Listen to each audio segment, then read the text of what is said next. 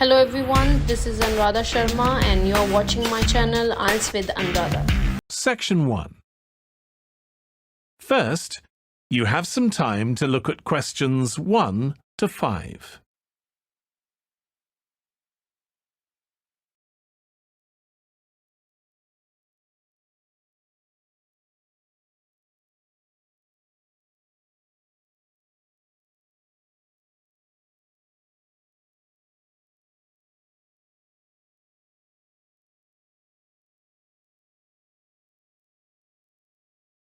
Now we shall begin.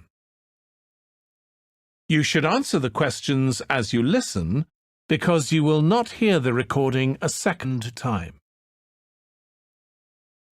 Listen carefully and answer questions 1 to 5. Thank you very much for inviting me here today. I understand that you all own your own home, and some of you may be interested in buying additional property here in the city, so I hope you will find the information I am going to share with you useful and informative. I'm going to talk about the situation with property here in the city. The city centre of any area is obviously going to have the highest prices, and as more and more people are competing for houses in this area, both renting and buying are becoming increasingly difficult. It is most people's dream to one day own their own house. House ownership gives us a feeling of having achieved something, and we can see clearly what we have worked so hard for all our lives.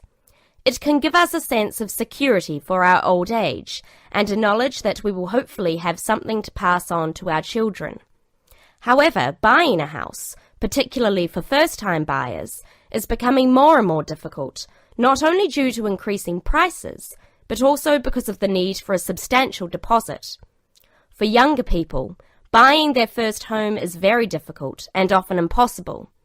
Young couples who cannot get the deposit together need to rent for a long time and sometimes forever.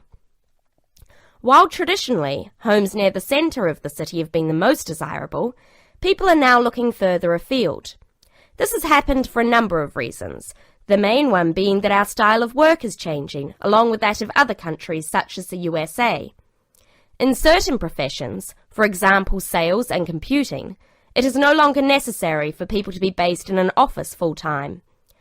More and more people are beginning to work from home, which means they can avoid the hustle and bustle of rush hour traffic jams into work, and have more freedom to choose to live in a more rural and peaceful location. My company deals with finding property for both purchasers and renters in the city area. One of my main roles within the company is to find investment properties for people who wish to plan ahead for their future. Before you hear the rest of the conversation, you have some time to look at questions 6 to 10.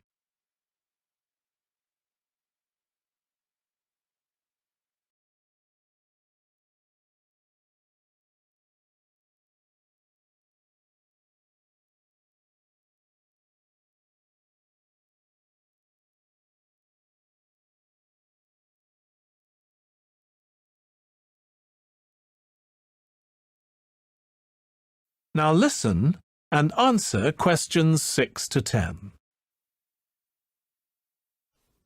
The layout I've just described will give you a better idea as to the design of a medieval castle. There was no blueprint for castles though, and the design and layout of each castle was determined greatly by local demands, function and purpose for which the fortification was intended. What we see in the castle design here is an advance on earlier medieval designs. Those medieval castles that predated this one had very basic residential and living areas. In such castles, the main focal point was the keep, rather than the great hall and great chambers, as in later years. Little more than a fortified tower, the keep doubled up as basic accommodation for the castle's residents. As the years passed, the living areas became more luxurious, evolving into separate buildings. Confusingly, the keep was known as a donjon, meaning fortified tower in French. The term dungeon was only used in later years to refer to underground prisons. In fact, at the time when the keep dominated castle affairs, the use of latter-day dungeons for imprisonment was an unknown and alien concept, the judicial systems favouring more physical forms of punishment instead. Another dissimilarity between earlier and later medieval castles was in their fortification. A moat, fortified walls and a barbican were typical features of most castles. However, it was recognised with the passage of time that the narrow fortified entrance of the barbican was insufficient defence against an enemy intent on invading the castle. As a result, extra, more reliable fortifications were added in the form of a portcullis and a drawbridge. The portcullis was a spiked metal gate that could be dropped vertically down from under the gatehouse, thereby sealing off the inner castle entrance from the outside world. To protect the main castle entrance further, a drawbridge was placed in front of the portcullis. This was a retractable bridge between the gatehouse and the outside area of the castle. However, the portcullis always remained the last line of defence against the enemy. That is the end of section 1. You now have half a minute to check your answers.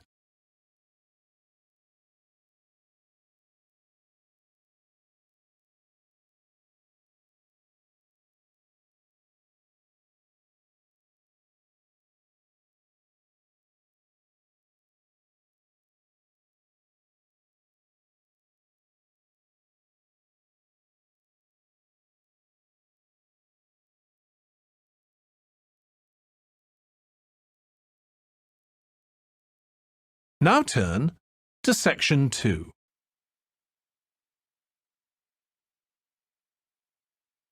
Section 2. First, you have some time to look at questions 11 to 15.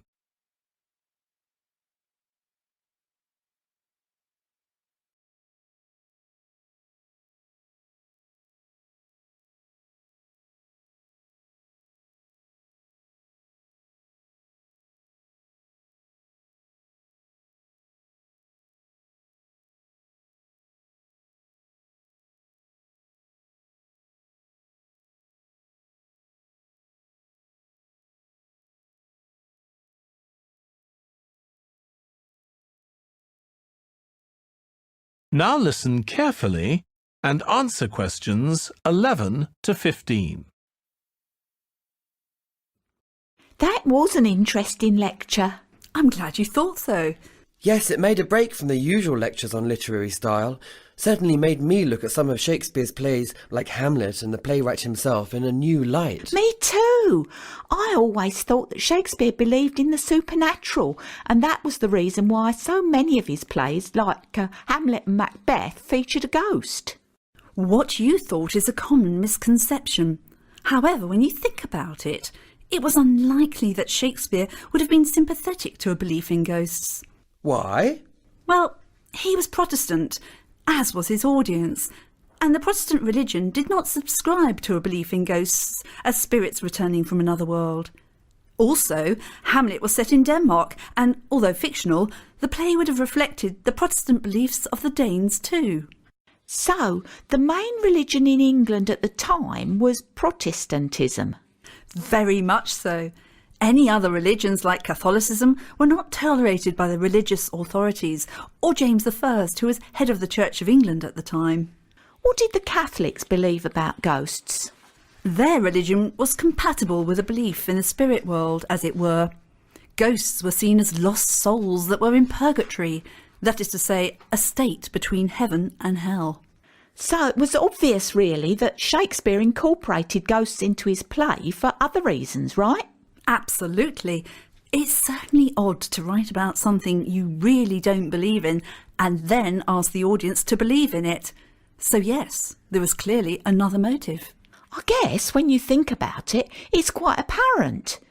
As you mentioned in the lecture, ghosts appear in Macbeth and Hamlet really to show what the characters are thinking and as a catalyst for certain events. Quite right. And I think it's quite plain that Shakespeare had no belief in the supernatural. The fact that the ghosts seen by Macbeth and Hamlet are only often either visible to themselves or speak only to them suggests that the ghosts are only as real as the imagination of those who see them. So, would you say that the audience was as sceptical as Shakespeare with regard to ghosts? Well, as you know, the official line would have been that they didn't believe in ghosts, as it was not in line with Protestant beliefs prevalent at the time. Nevertheless, contrary to expectations, they do seem to have been a superstitious lot. Belief in witches and astrology were common back then, but how they justified their beliefs in religious terms is quite a mystery. Before you hear the rest of the talk, you have some time to look at questions 16 to 20.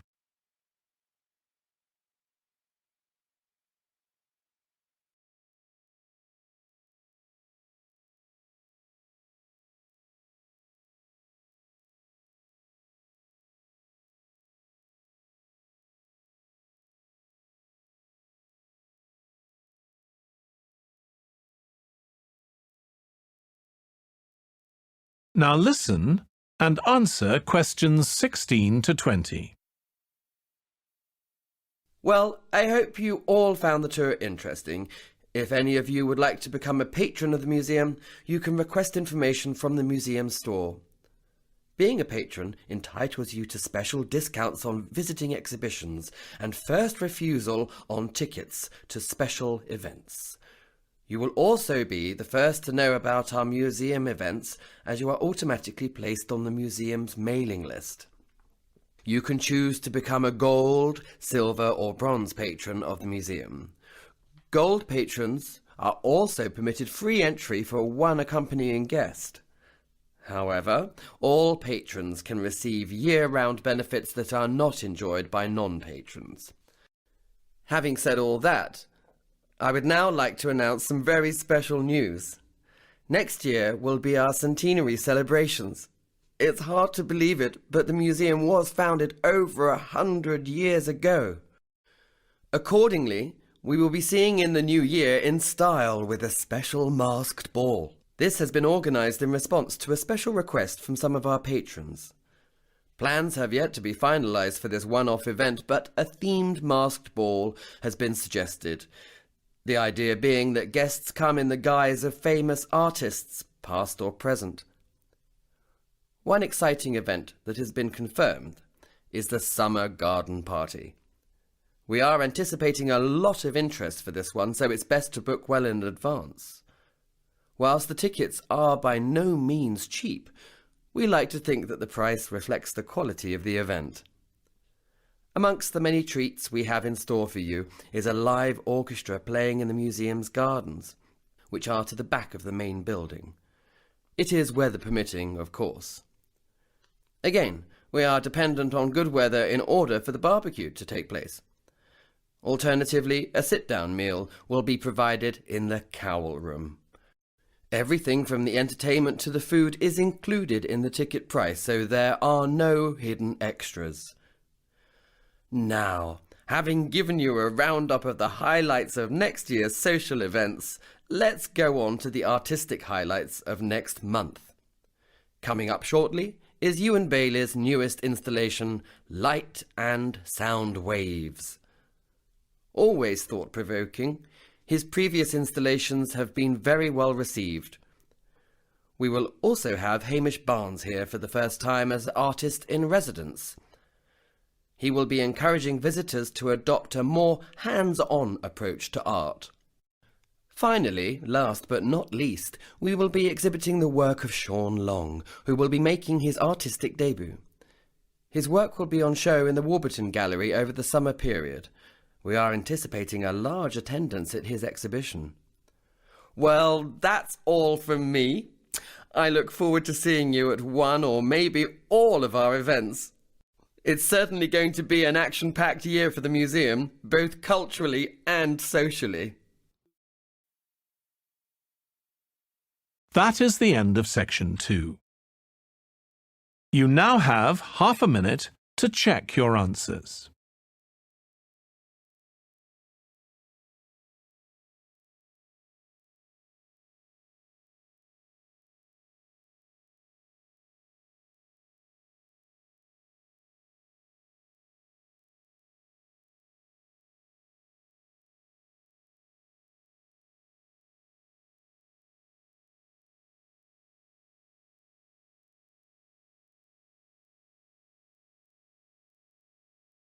Now turn to Section 3.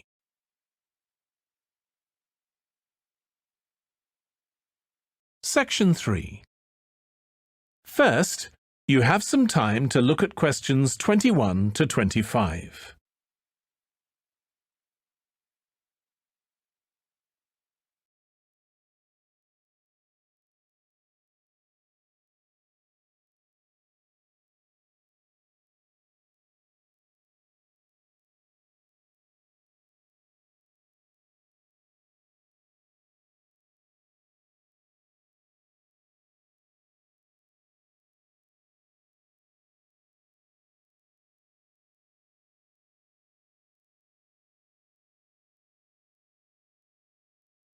Now listen carefully and answer questions 21 to 25.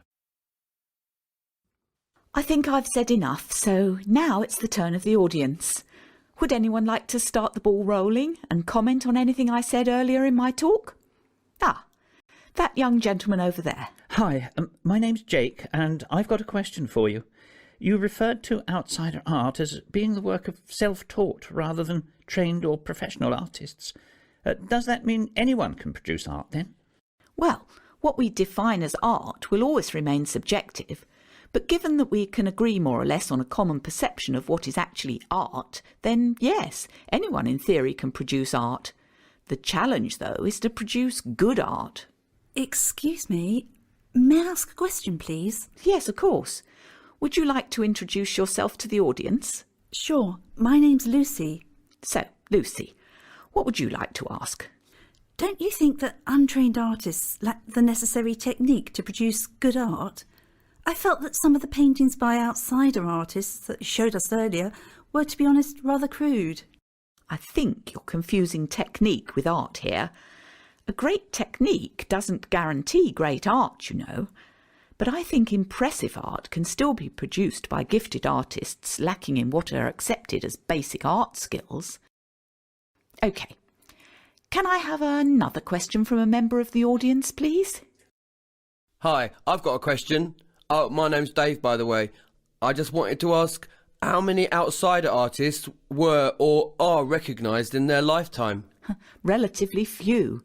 The exceptions are the ones who create particularly monumental or significant works of art, like Nekshan's sculpture garden in India or Ferdinand Cheval's fantastic building, the Palace Ideal. Both, as you know, were created purely from recycled materials. Yeah, they were pretty amazing. I remember them from the slides you showed earlier. But what impresses people most is not so much the sheer scale of these buildings and sculptures as the work involved. These artists built their work single-handedly over many years and, more to the point, in total secret, as they lacked planning permission. That adds to the romance of the whole undertaking, don't you think? Well, their work certainly impressed me. Yes, outsider art certainly produces work that is one of a kind. Before you hear the rest of the discussion, you have some time to look at questions 26 to 30.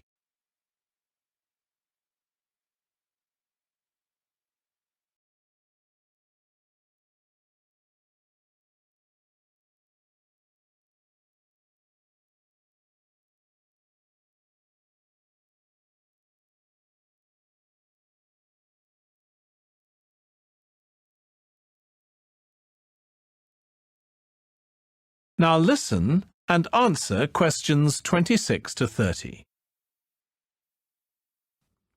That was a really fascinating lecture. If a bit gruesome. Well, the Ratcliffe murders of 1811 certainly had a significant impact on English society at the time. It wasn't just the fact that innocent parties were involved, or that two households were brutally murdered that provoked public outrage and hysteria. The murderer, or murderers, since there may, as you know, have been an accomplice, invaded the sanctity of their victims' homes to commit truly horrendous crimes. An Englishman's home is his castle, right? So I guess no one felt truly safe in the comfort of their own home after that. Exactly. That's also why burglaries, too, have such a profound effect on their victims. It's often not the loss of valuables or possessions or even the inconvenience that upsets a victim most, but the fact that their conviction of being safe in their own home has been severely compromised. But public hysteria broke out too, didn't it? Because there was a feeling that public safety was under threat. It was felt that the localised police forces at the time were inadequate. Very true. The police force at the time had limited power. They could enforce the rulings of a local magistrate for the county, but they had one huge disadvantage. There was no communication between county police forces, was there? Yes. Details of crimes committed within a county were not shared. Obviously, when a criminal crossed county borders, they could often successfully evade capture. Today, that seems so absurd. Nowadays, with information instantly accessible to all police forces nationally and worldwide on police computer systems, yes, it does. But don't forget that it was only with the formation of London's Metropolitan Police Force in 1829 by Sir Robert Peel that criminal records could begin to be consolidated on a national basis. Even then, some areas outside and even within the Metropolitan Police District remained beyond the jurisdiction of the Metropolitan Police Force. Were the Ratcliffe murders a bit of a wake-up call then to the crime-fighting forces of the time? More than that, they acted as a catalyst in the formation of the Metropolitan Police. The public too played no small part in bringing about the much-needed shake-up in the policing systems of the era. So the Metropolitan Force was founded over half a century before the infamous Jack the Ripper murders. Yes. However, in spite of the force's best efforts, the Ripper remained at large. Many suspects were put forward, though, ranging from children's author Lewis Carroll through to artist Walter Sickert. Despite the notable failure to deliver justice on this occasion, the Metropolitan Police Force could not be blamed for any inadequacies in police procedure.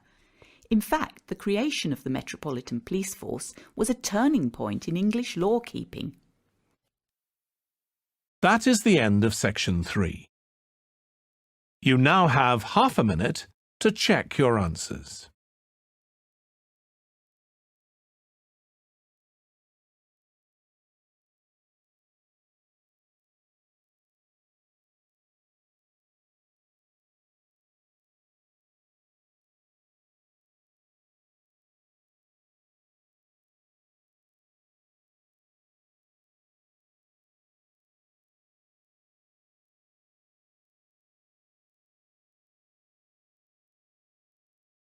Now turn to section 4.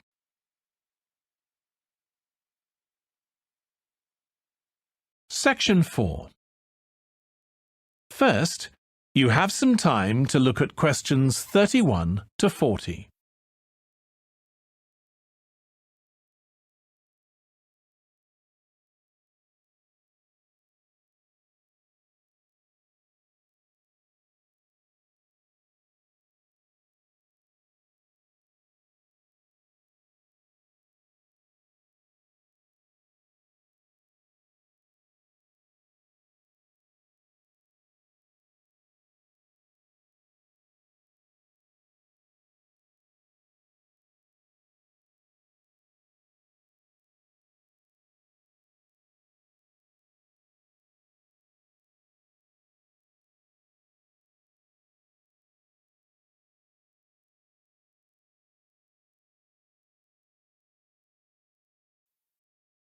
Now listen carefully and answer questions 31 to 40. Now, I'd just like to refer to health and safety procedure. This is essentially to fulfill basic health and safety requirements, since I know that you are not unfamiliar with such procedures and must know them off by memory. Okay, so firstly I'd like to say that if you are undertaking any project, whether supervised or not, all of you will be required to discuss it first with your health and safety coordinator. In certain cases, written approval is required. The health and safety coordinator has the final decision in situations where formal approval is needed. Everyone undertaking a project will have to first submit a form of a written standard operating procedure to the Health and Safety Coordinator, outlining the steps and justifications for the experimental process to be carried out. Should the undertaking of a project not be granted initially, plans for the project, if satisfactorily amended, can be re-presented to the Health and Safety Coordinator for approval at a later date. Assuming acceptance of the undertaking of a project, strict laboratory procedures must be adhered to. Overalls and non-hazardous equipment can be kept in the large storage room. On no account can either laboratory clothing or samples be removed from the building itself. Obviously, the same goes for equipment that is portable. This way we can ensure that no cross-contamination can occur with samples or specimens kept in the laboratories. Finally, and this goes without saying, when hazardous materials are being handled, full protective equipment should be worn. Safety goggles and protective overalls are kept in the small storage room for this purpose. If using sharp, contaminated objects, such as needles, these can be temporarily stored in clearly marked containers on your laboratory work surface. However, they must be disposed of by the end of the day in the waste disposal bins clearly indicated outside the laboratory building. These bins are to be found just outside the exit by the small storage room. In the event of fire, please make your way immediately to the nearest of the two exits, either by the small storage or large storage room that I pointed out earlier. All that remains for me to do is to welcome you all to the company and wish you good luck.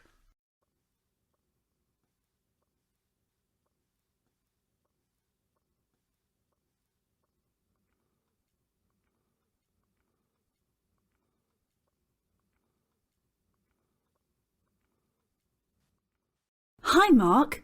Are you going to that lecture on microchip implant technology? I don't think I'll go. It's not that it's not a relevant field of study. It's just that it isn't personally relevant to me. If it were a computer science lecture, though, I wouldn't miss it for anything. I know. Still, I think the concept of microchip implants is rather intriguing. Whether you like the idea or not, such a technology opens up so many possibilities. Almost everyone stands to benefit from it. It just sounds so futuristic and like something out of a sci-fi novel to me. Funnily enough, microchip technology was first predicted in a sci-fi novel over half a century ago. More amazingly still, the prediction didn't fall far short of reality either. But what sort of person would implant a microchip in their body? Oh, I don't know. Gadget and techie enthusiasts for one. Whilst we may not have the technology available at the moment to use their full potential, they will have uses in many fields in the future, I'm sure. But doesn't the implantation of the chip hurt at all? I'd imagine it was quite painful. Actually, from what I've heard, it's relatively painless. All you feel is a slight prick on your skin as a needle with the chip is inserted under your skin. Just the thought of it makes my stomach turn. But isn't it quite unsightly? Doesn't the chip show up as a bump on the skin surface? No, not at all. It's really minute, you see. It's so small it fits into the size of a thumbnail. Well, it's certainly not my thing for sure. I think you ought to come to the lecture, though. You might change your mind. No, you go. If you find out anything interesting, then you can tell me. I'll be around on campus for at least the rest of the afternoon. OK, you're on. Great. We'll meet after the lecture then. See you. Bye. That is the end of section 4. You now have half a minute to check your answers.